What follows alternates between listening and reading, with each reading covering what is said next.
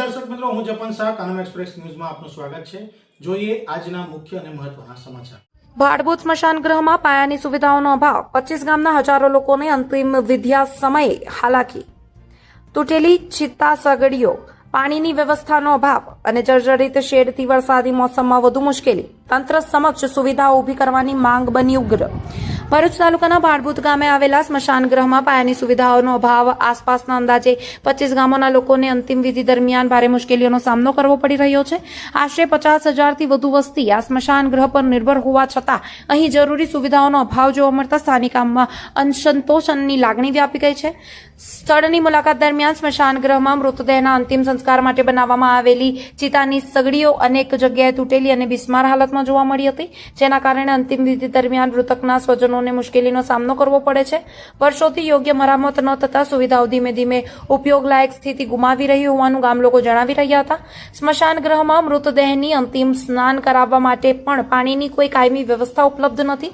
પરિણામે અંતિમ વિધિ માટે આવતા પરિવારજનોને પાણી નજીકના નદી કિનારાથી લાવવું પડે છે।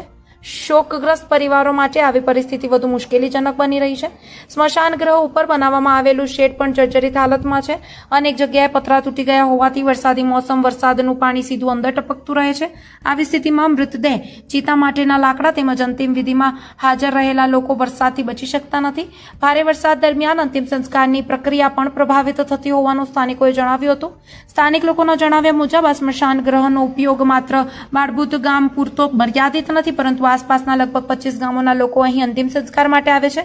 આટલા મોટા વિસ્તારની જરૂરિયાતોને ધ્યાનમાં લેતા સ્મશાન ગૃહમાં મજબૂત, ચિંતામય, શુદ્ધ પાણીની વ્યવસ્થા, વરસાદથી રક્ષણ આપે એવું શેડ, પ્રકાશ વ્યવસ્થા અને અન્ય પાયાની સુવિધાઓ તાત્કાલિક ઊભી કરવાની જરૂરત છે।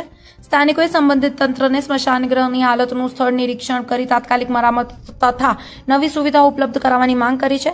લોકોનું કહેવું છે કે અંતિમ સંસ્કાર જેવા સંવેદનશીલ પ્રક્રિયા દરમિયાન કોઈ પરિવારને અવ્યવસ્થા અને અગવડનો સામનો કરવો ન પડે તે માટે તંત્રએ આ મુદ્દાને પ્રાથમિકતા આપીને ઝડપથી કાર્યવાહી કરવાની જરૂર છે।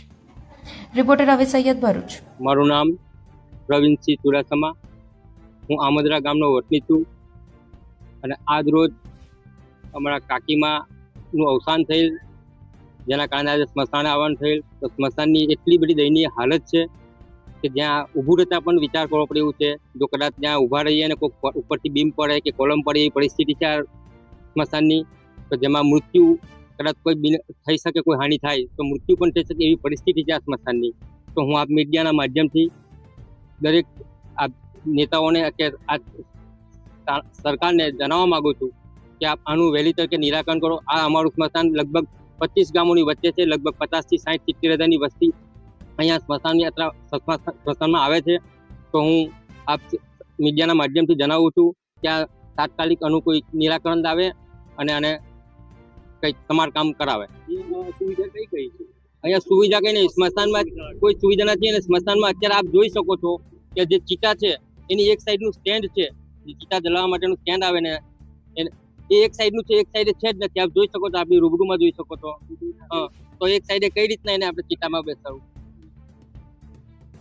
પાણીની પણ વ્યવસ્થા નથી, મોટર પણ છે તે હાલ બગડેલી હાલતમાં છે, નદીમાં જઈ શકાય એવું નથી। તો પાણી માટે ચિતાને કંઈક અભિષેક પાણી જે કરવું હોય તો કંઈ છે નહીં, અને ઉપરના પતરા બિલકુલ છે જ નથી।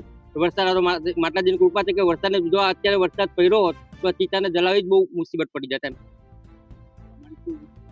તંત્રને અમારી માંગણી છે કે આનું તાત્કાલિક નિરાકરણ કરે અને આ 25 ગામોની વચ્ચે એક સ્મશાન છે તો એને અદ્યતન સુવિધાઓ બધી ઊભી કરે એવી અમે આશા રાખીએ છીએ।